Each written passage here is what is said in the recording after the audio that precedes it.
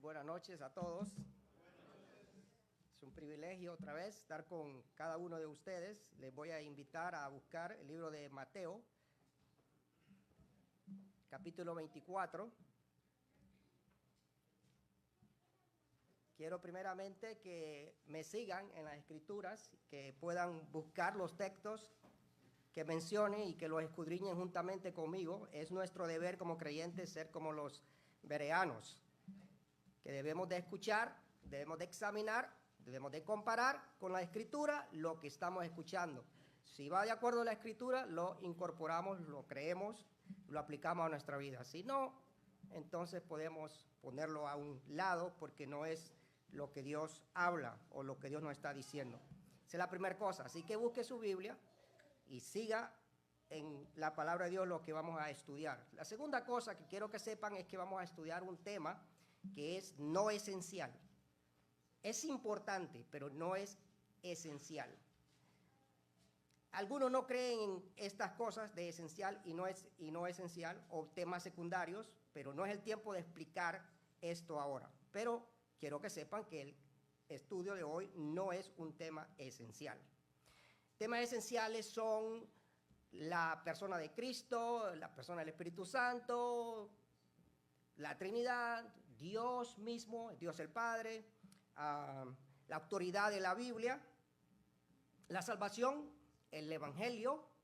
Estos son temas importantes, temas que no podemos dejar pasar por alto si hay un error en ellos.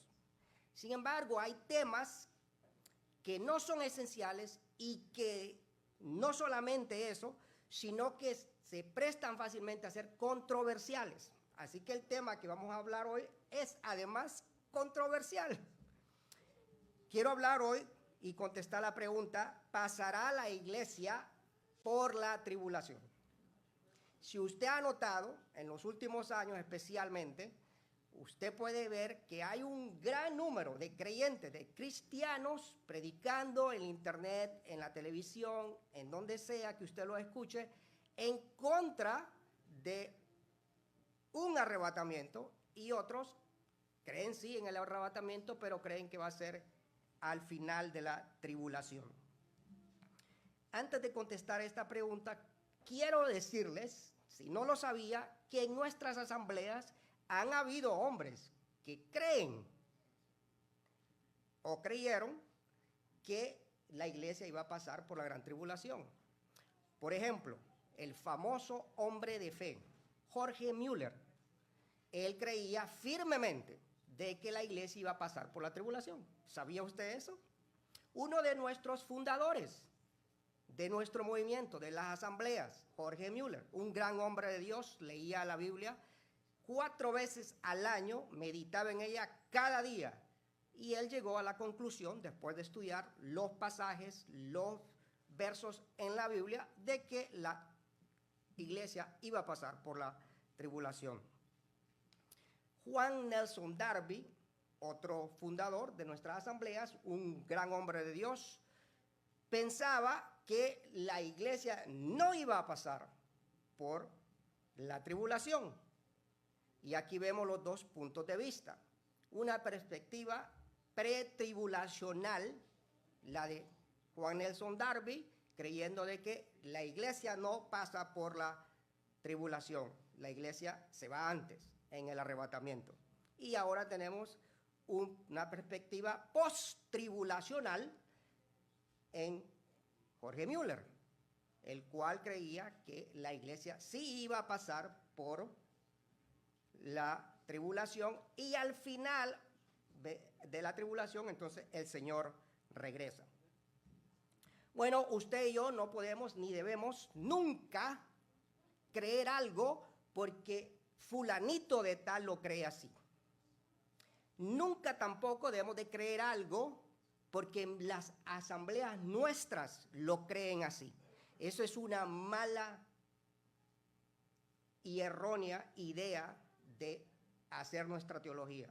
Tenemos que hacer el trabajo, ir a la escritura y observar lo que ella dice acerca de cualquier tema y llegar a nuestras propias conclusiones. Así que usted no puede creer de que la iglesia va a pasar por la tribulación por seguir a este famoso hombre, Jorge Müller, o creer de que no va a pasar por seguir a Juan Nelson Darby.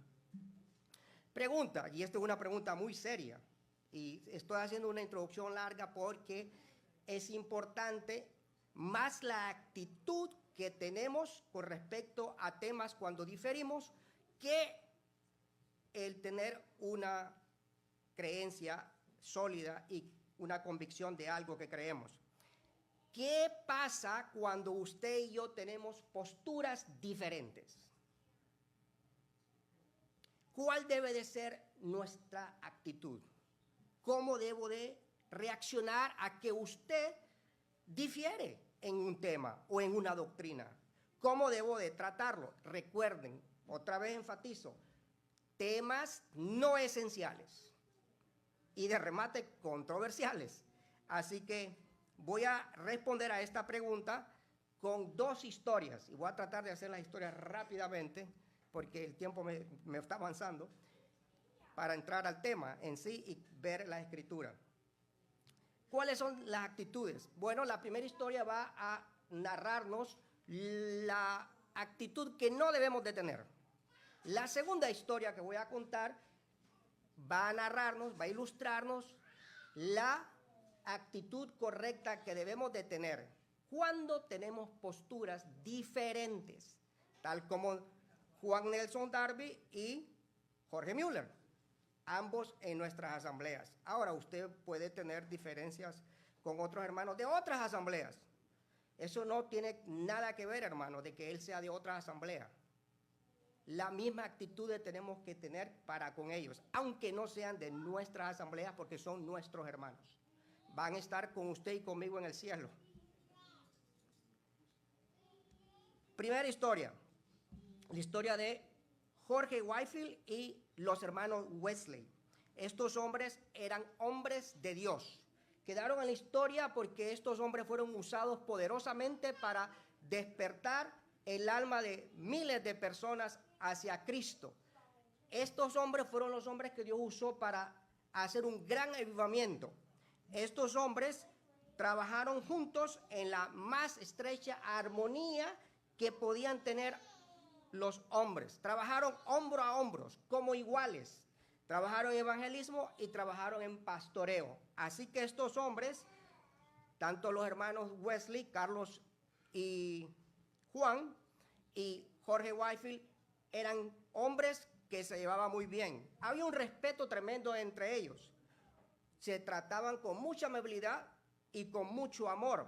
Es más, Jorge Whitefield, que era menor que ellos, que los Wesley, consideraba a Juan como su padre espiritual.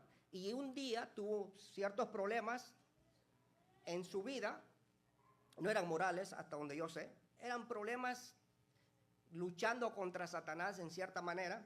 Y él fue y le contó a Juan y Juan le dio consejos y sugerencias que le ayudaron a solucionar este problema y así él escapó de estos problemas espirituales. Así que estos hombres eran tremendos hombres que se ayudaban los unos a los otros, se respetaban los unos a los otros, se amaban los unos a los otros y trabajaban para la gloria de Dios. Sin embargo, llegó un punto en donde uno de los Wesley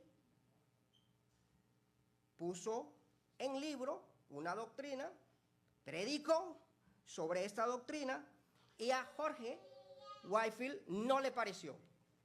Esta doctrina es la famosa doctrina, otra doctrina controversial, de la predestinación. Y ahora está los Whitefields creyendo en la predestinación. Jorge dice, no, al principio Jorge no era un calvinista. Solamente no estaba en acuerdo con lo que habían los Wesley creído o lo que estaban creyendo.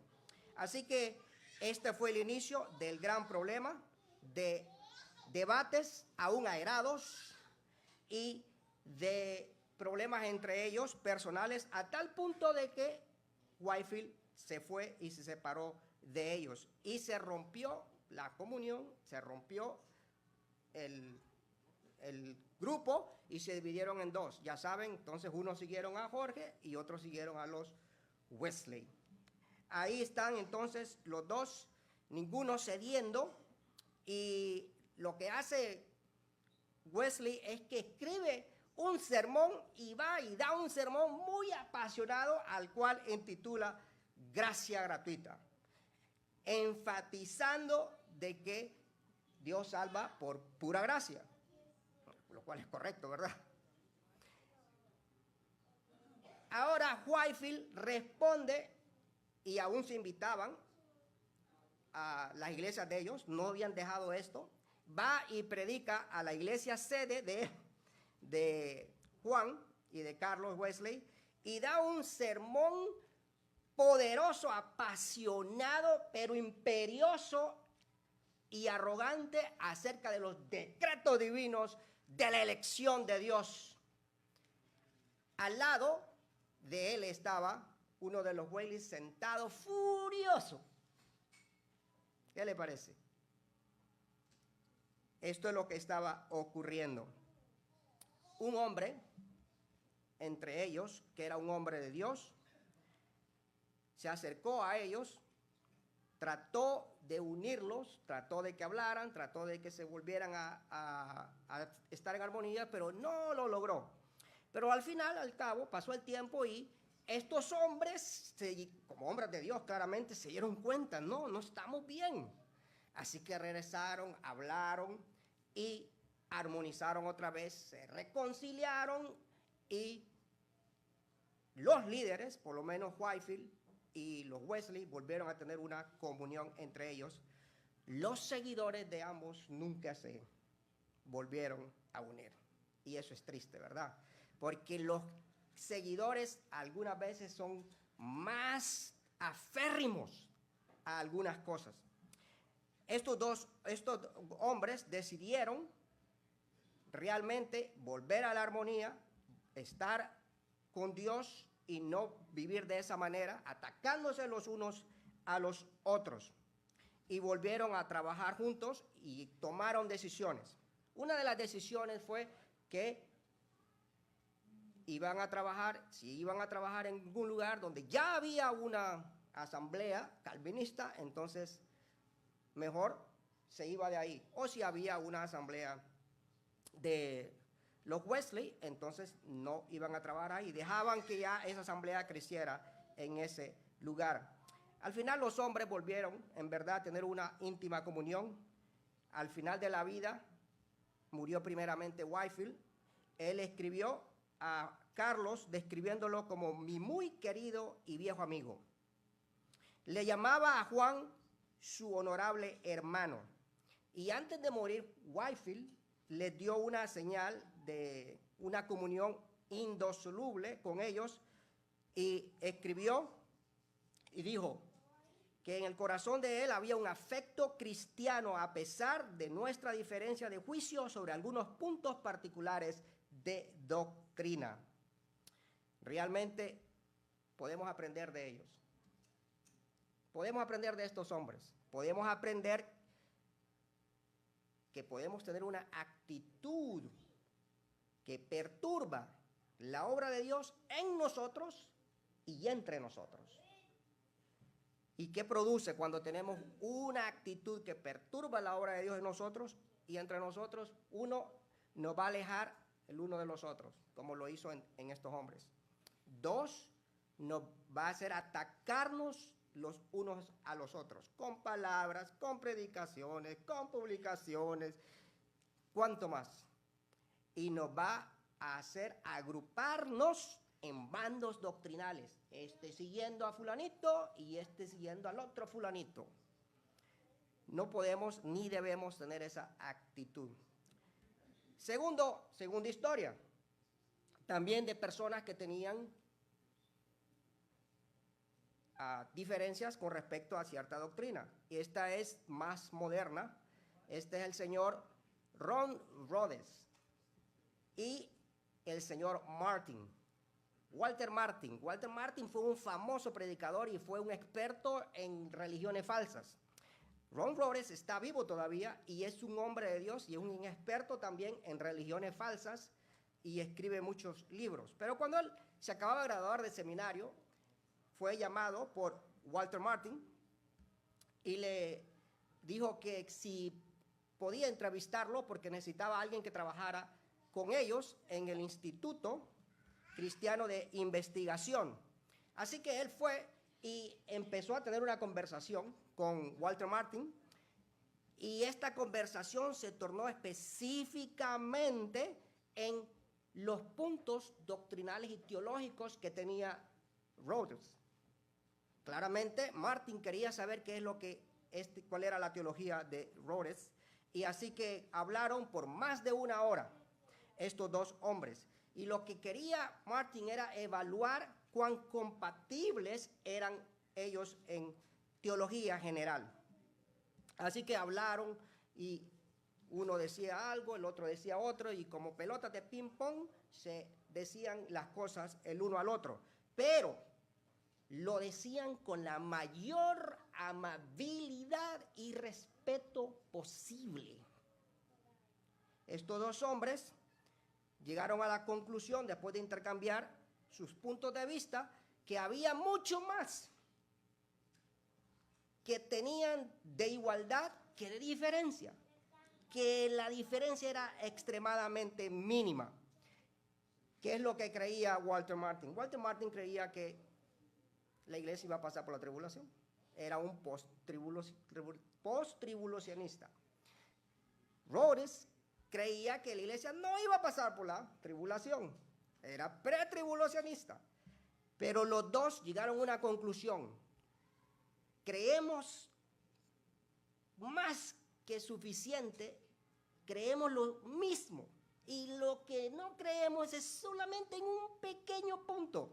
Creemos que el Señor vuelve, creemos que el Señor va a reinar, creemos que el Señor va a establecer un milenio, creemos que la iglesia es de Cristo, que el Señor, que los salvos van para el cielo, que los salvos van para, los perdidos, perdón, van para el infierno.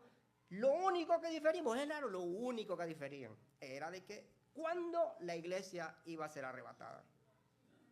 No era lo suficiente, de acuerdo a estos hombres, para pelearse, dividirse y alejarse el uno del otro.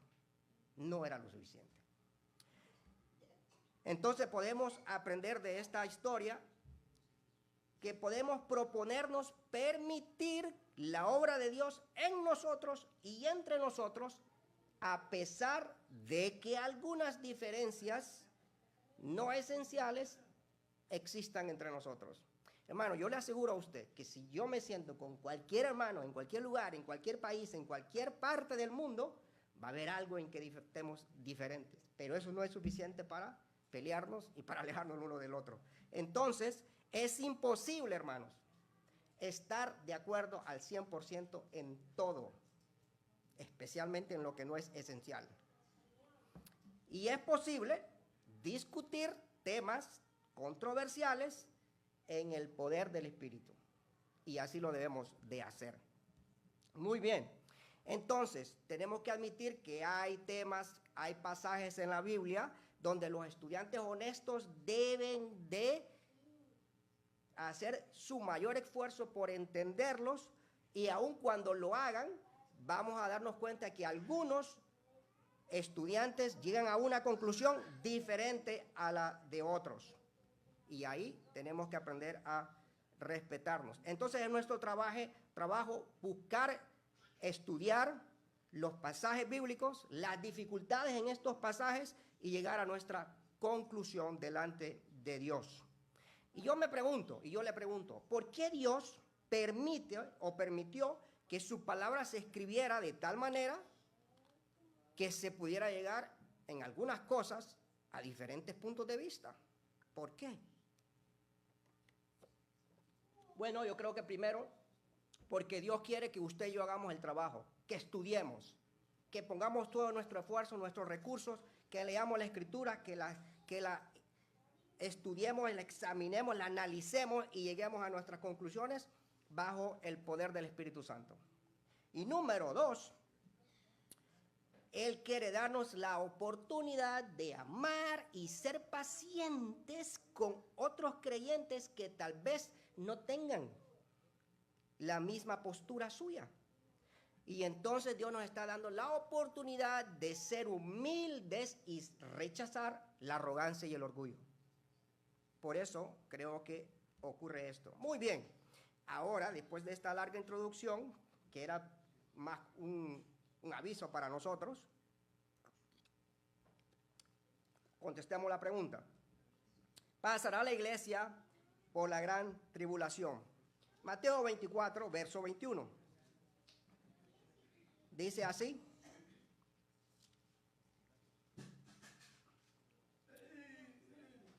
El Señor está hablando, está dando este sermón largo, un sermón largo, y dice, Mateo 24, verso 21, porque habrá entonces gran tribulación, cual no la ha habido desde el principio del mundo hasta ahora, ni la habrá.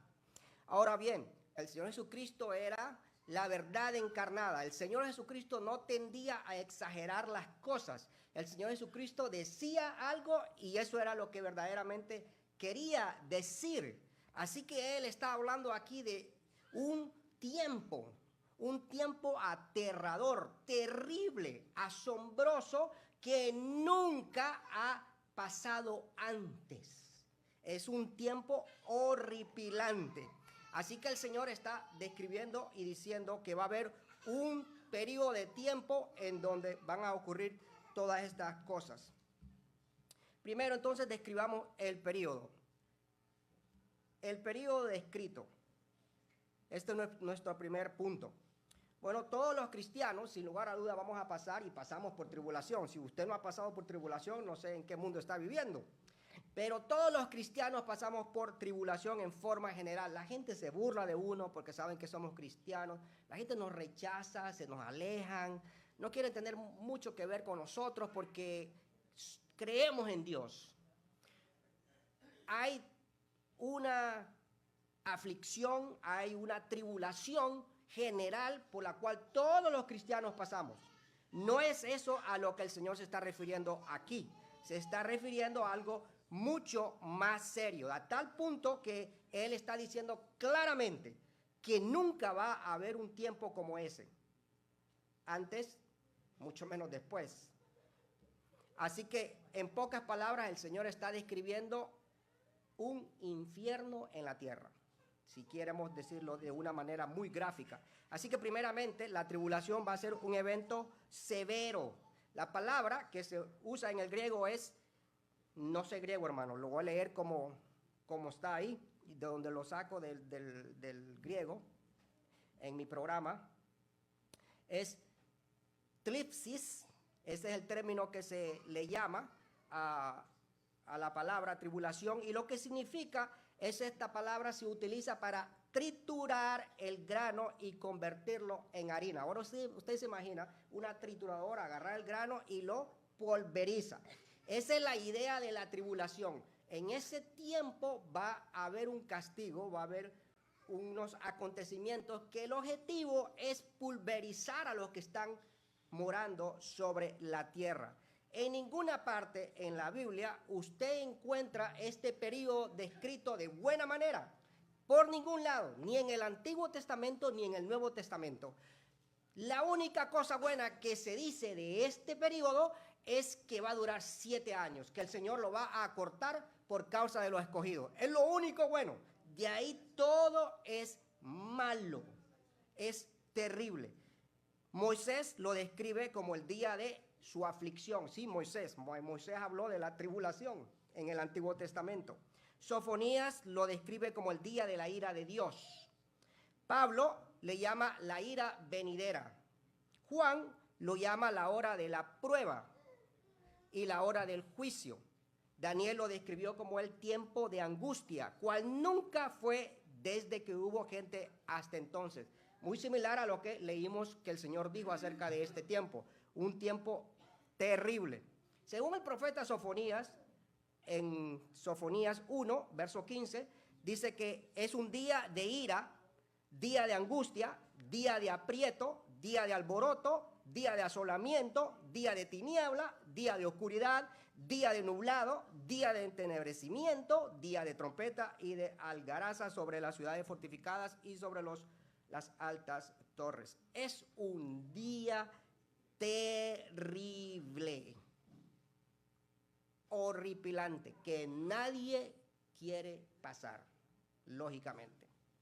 Nadie. Y si vamos al libro de Apocalipsis y vemos cómo lo describe, y el Apocalipsis es el único libro que lo describe con detalle y utiliza desde el capítulo 4 hasta el 19 para hablar acerca de este tema, la tribulación.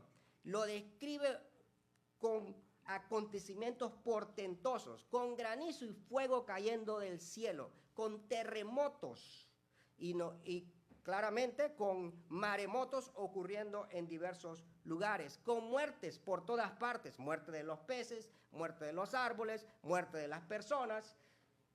Es horrible. Así que entonces vemos a este tiempo al cual el Señor se refirió como un tiempo muy, muy terrible.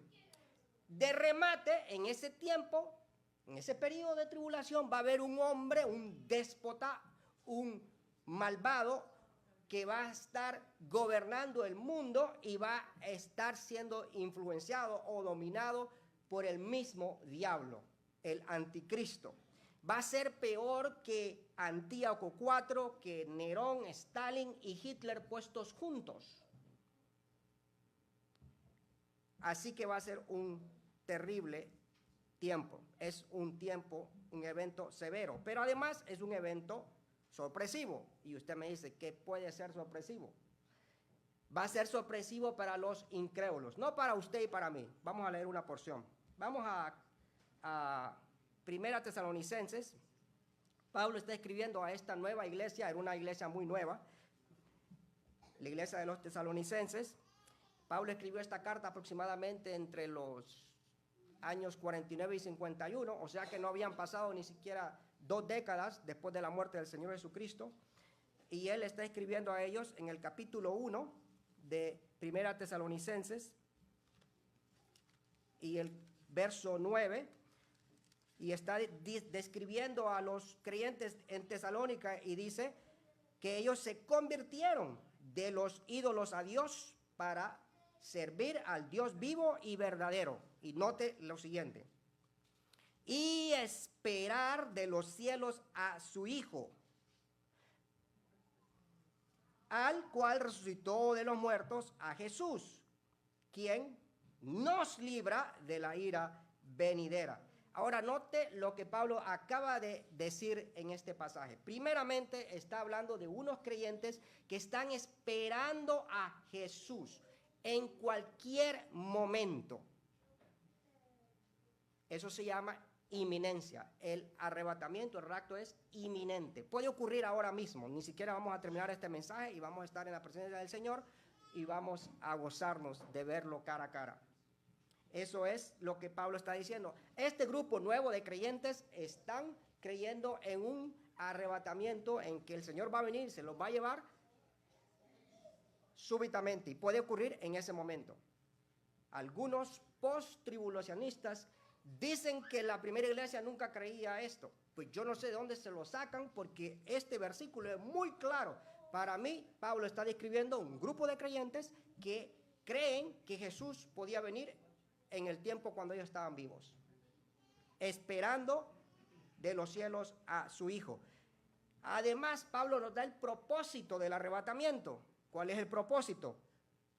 Jesús, quien nos libra de la ira venidera. Y vamos a hablar de la ira venidera. Ya la describí, ¿no es cierto? La tribulación es la ira venidera. El tiempo de tribulación es la ira de Dios cayendo sobre este mundo. Así que Pablo específicamente dice que vamos a ser librados por Jesús de la ira venidera. Los creyentes de Tesalónica saben esto, mas sin embargo, algunos de ellos empiezan a morir. Ustedes saben, el tiempo pasa, algunos nos envejecemos, nos enfermamos y nos morimos y pasamos a la presencia del Señor. Sin embargo, ellos sabían y esperaban a Jesús que volviera prontamente, ¿verdad? Y ellos esperaban que fuera en el tiempo de ellos. Pero mi familiar, mi hermano murió. Mi mamá murió. Eran creyentes. ¿Qué pasó con ellos? El Señor va a regresar para llevarnos a su presencia en el arrebatamiento. ¿Qué va a pasar con ellos? Ellos no tenían idea de qué es lo que iba a pasar. Y lo que ellos están pensando es, no van a ser parte del arrebatamiento. Pablo entonces explica y les escribe, si ustedes siguen, busquen el mismo libro, capítulo 4 de Primera Tesalonicenses, y Pablo ahora les va a decir, no se preocupen, que todos los creyentes vamos a ser parte del arrebatamiento. No importa si usted está vivo o usted está muerto. Y tenemos el famoso texto de 1 Tesalonicenses 4, desde el versículo 13 hasta el verso 18, y por el tiempo no lo voy a leer todo, pero ustedes pueden notar que dice claramente el verso 14, porque si creemos que Jesús murió y resucitó, así también traerá Dios con Jesús a los que durmieron en él, o sea, los que se murieron. Por lo cual os decimos esto en palabra del Señor, que nosotros que vivimos, que habremos quedado hasta la venida del Señor, no precederemos a los que durmieron, porque el Señor mismo, con voz de mando, con voz de arcángel y con trompeta de Dios, descenderá del cielo, y los muertos en Cristo resucitarán primero. Luego nosotros, los que vivimos, los que hayamos quedado. Note cómo Pablo se incluye. Él creía también en el arrebatamiento inminente. Resucitar. Luego nosotros, los que vivimos, los que hayamos quedado, seremos arrebatados juntamente con ellos en las nubes para recibir al Señor en el aire, y así estaremos siempre con el Señor. Entonces el arrebatamiento es el evento que ocurre antes de la tribulación. Si usted sigue en el mismo libro, estoy usando el mismo libro para que miren que fuera, recuerden que Pablo les instruyó a esta iglesia. Les dio un seminario de escatología, así que de aquí podemos sacar mucho acerca de lo que él les enseñó. En el capítulo 5, el verso 1 en adelante, noten cómo comienza. Les acaba de explicar lo que es el arrebatamiento y les está diciendo que los muertos en Cristo van a ser parte de él también. Ya terminó de hablar de el arrebatamiento. Ahora miren cómo comienza el capítulo 5. Pero los peros se usan tanto en español como en muchos lenguajes para diferenciar, para contrastar o para cambiar de tema. Así que Pablo está hablando, acaba de explicar el arrebatamiento y ahora va a comenzar ¿a qué? A hablar de otra cosa. ¿De qué? Pero acerca de los tiempos y de las ocasiones no tenéis necesidad, hermanos, de que yo os escriba. En otras palabras, yo cuando estuve con ustedes les di un seminario de escatología que ustedes saben que va a ocurrir primero, que va a ocurrir después, así que no vamos a hablar de eso. Verso 2.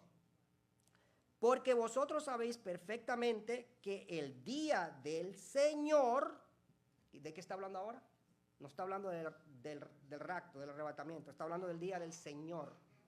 El día del Señor no es el arrebatamiento. El día del Señor es un periodo de tiempo que incluye más de 1000 años. Esto hay que estudiar porciones, no tengo el tiempo de verlo, pero si usted mira cómo lo usan los apóstoles, Pedro, cuando habla del día del Señor, habla de que el cielo se va a encender, de que Dios va a renovar el planeta entero, los cielos y la tierra nueva, etc. O sea que incluye eso. Pero también habla, el día del Señor es el milenio, pero habla también el día del Señor. Los profetas en el Antiguo Testamento especialmente habla de que el día del Señor es el tiempo de ira, que Dios va a derramar su ira sobre el mundo incrédulo. Así que todo es el día del Señor. Entonces comienza con la tribulación y termina con cielo nuevo y tierra nueva. Más de 1000 años. Entonces, dice Pablo aquí, porque vosotros sabéis perfectamente que el día del Señor, o sea, el día del castigo, algunas veces podemos usarlo específicamente para decir la tribulación. Y esto es lo que creo que está haciendo Pablo aquí. O sea que la tribulación vendrá así como ladrón en la noche. ¿Por qué? ¿Por qué va a ser como ladrón en la noche? Porque va a ser una sorpresa para los incrédulos. Porque cuando digan paz y seguridad, entonces vendrá sobre ellos Note cómo Pablo usa los pronombres. ¿Sobre quién viene la destrucción? Sobre ellos, no sobre nosotros. Sobre ellos. Sobre los que están diciendo paz y seguridad, sobre el mundo incrédulo. Entonces vendrá sobre ellos destrucción repentina, como los dolores a la mujer encinta. ¿Qué tipo de destrucción es esta? Repentina, súbita, no esperada, sorpresa. Entonces, la tribulación para el incrédulo va a ser un evento sorpresa. La misma palabra, noten que aquí dice como a los dolores a la mujer encinta. Lo mismo habló el Señor cuando estuvo explicando en Mateo 24, habló de que era principio de dolores. Eso es una referencia a una mujer encinta. Note lo que dice aquí. Dice destrucción repentina, como los dolores de la mujer encinta, y no escaparán. No dice no escaparemos, porque Pablo no está incluido, porque los tesalonicenses no están incluidos, porque los creyentes no están incluidos. Y si usted no ha entendido eso, mire cómo Pablo lo explica. Mas vosotros, hermanos, verso 4, más, ahora cambio otra vez, cambio, más es como un pero. Los incrédulos van a estar viviendo de esta manera y creyendo que el mundo va a progresar y progresar hasta que ellos logren el objetivo de tener paz mundial, pero va a ser súbitamente. La tribulación va a llegar y va a ser destrucción repentina. Más vosotros, no los incrédulos, hermanos, no estáis en tinieblas para que aquel día os sorprenda como ladrón. ¿Qué quiere decir? El incrédulo va a sorprenderse cuando mire que llegó la tribulación, cuando hay destrucción repentina, cuando mire todos estos grandes acontecimientos, va a ser una gran sorpresa para ellos. No pensaron que esto iba a ocurrir en realidad. Y no escaparán, mas vosotros, los creyentes, sí van a escapar. Esa es la idea. ¿Por qué? Porque vosotros no estáis en tinieblas. ¿Cuál es el requisito para estar en la tribulación? Dice ahí, estar en tinieblas, no ser creyente. Eso es claro en el pasaje. Vosotros no estáis en tinieblas para que el día os sorprenda como ladrón. Mira el verso 8. Pablo quiere explicar y ser claro. Nosotros nos confundimos porque queremos. Mira el mismo pasaje, capítulo 5, mira el verso 8. Va a explicar más todavía. Pero nosotros que somos del día, seamos sobrios, habiéndonos vestido con la coraza de fe y de amor y con la esperanza de salvación como yelmo. ¿Con la qué? ¿Con la qué? Esperanza de salvación. Es que no soy salvo, soy salvo. Pero ¿qué esperanza? ¿De cuál salvación? Es la esperanza de la salvación, de ser libre de la tribulación. Eso es lo que está diciendo aquí. Verso 9, porque no nos ha puesto Dios para ira, sino para alcanzar salvación por medio de nuestro Señor Jesucristo. ¿Recuerdan el capítulo 1? ¿Recuerdan el versículo 10? Dice, Jesús nos libra ¿de qué? De la ira venidera. ¿Cuál es la ira venidera? El día del Señor. ¿Cuál es el día del Señor? La tribulación. ¿De qué me va a librar el Señor? Me va a librar de la tribulación. Eso es lo que Pablo está diciendo. Muy bien. Ese es el primer punto. Por el tiempo vamos a ir a otro punto, vamos a ir a otra porción. Y quiero que miren, que vuelvan al capítulo 24 de Mateo. Y en el capítulo 24 de Mateo tenemos esta porción muy interesante. Desde el versículo 36 en adelante. Y cuando leemos esta porción, nos damos cuenta de algo. Todos o la gran mayoría de los pre-tribulacionistas y pre-milenionistas, o sea, los que creemos que el arrebatamiento ocurre antes de la tribulación y que hay una tribulación antes del milenio, creen que este pasaje que yo voy a leer tiene que ver con la segunda venida. Dice así el pasaje, Mateo 24 y el versículo 36. Pero del día y la hora nadie sabe, ni aun los ángeles de los cielos, sino solo mi Padre. Mas como en los días de Noé, así será la venida del Hijo del Hombre. Porque como en los días antes del diluvio, estaban comiendo y bebiendo, casándose y dando en casamiento, hasta el día en que Noé entró en el arca. Y no entendieron hasta que vino el diluvio y se los llevó a todos. Así será también la venida del Hijo del Hombre. Entonces estarán dos en el campo, el uno será tomado y el otro será dejado. Dos mujeres estarán moliendo en un molino, la una será tomada y la otra será dejada. Velad, pues, porque no sabéis a qué hora ha de venir vuestro Señor. Todos, o una gran mayoría, porque no puedo decir todo porque no sé en verdad, no le he preguntado a todos los hermanos que creemos en que la iglesia no pasa por la tribulación acerca de este pasaje, pero una gran mayoría de hermanos creen que este pasaje está hablando de la segunda venida. ¿Por qué creen esto? Bueno, por dos razones. Primero, porque contextualmente parece decir que está hablando de la segunda venida. Y segundo, por una frase. La frase es, se los llevó, que ocurre en el versículo 40 y 41 y en el versículo 39. Y por lo tanto, ellos piensan que está hablando acerca de la segunda venida. Bueno, con respecto a la primera parte, en el verso 36, ¿cómo empieza el verso 36? ¿Y qué hemos aprendido de la palabra pero? Pero es un contraste, es un cambio. Y en realidad, en el original, esta palabra es peride, en el griego, y esta sí es una palabra que introduce rotunda y radicalmente un cambio de tema. Así que sí es verdad, todo lo anterior, del versículo 35 para atrás, el Señor está hablando de la segunda venida, pero cuando llega al 36 dice, pero voy a cambiar de tema. No es la primera vez que hace esto, cuando él predicaba, él cambiaba de tema. Y de ahí volvía otra vez a lo que estaba hablando.